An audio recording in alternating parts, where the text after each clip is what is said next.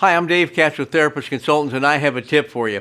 You know, the last few weeks we've been talking about how to build your practice. We said there's only 4 ways to build your practice. You got to get more new patients, you got to get more patient visits, you got to provide more for services, and you got to do a better job on collections. Any one of those will build your practice. But today we're going to talk about how to increase your patient visits. Now, the first thing is to simply schedule more if you're not scheduling enough. Some therapists don't schedule enough visits. Most therapists, for the average condition, schedule about 18 visits. But if you're only scheduling 4 visits, naturally, you won't be doing as much as far as patient visits are concerned. It's kind of like the old vaudeville joke that says, "Doctor, it hurts when I do this," and the doctor says, "Well, then don't do it." You know, you want to see more patients, then schedule more visits, that kind of thing. But only do that, of course, if you're not scheduling enough. You don't want to ever do anything for the patient that isn't in the best interest of the patient. So what other things can you do to improve your patient visits?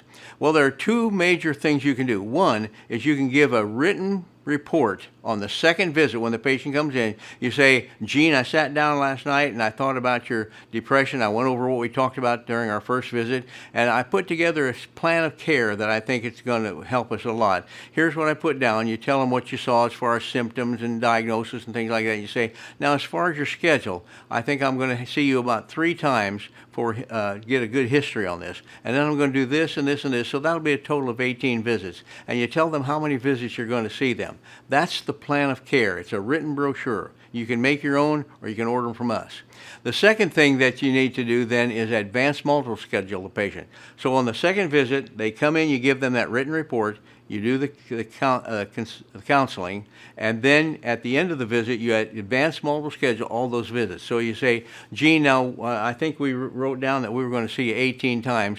Are you willing to work 18 times to get this depression under control?" She says yes. You say, "Okay, we're going to do this a week apart, a week at a time. We'll do about a 45 or 50-minute session, and let's go ahead and get those scheduled right now." And you take a calendar that has 365 days on it. You circle the 18 visits for her. You photocopy. You keep a photocopy. You give one to her, and you schedule all 18 visits at one time. It's the best way. People that do these 2 things, give a written plan of care and advance multiple schedule, say this all very frequently: "My practice went up about 30% and it's never gone back down."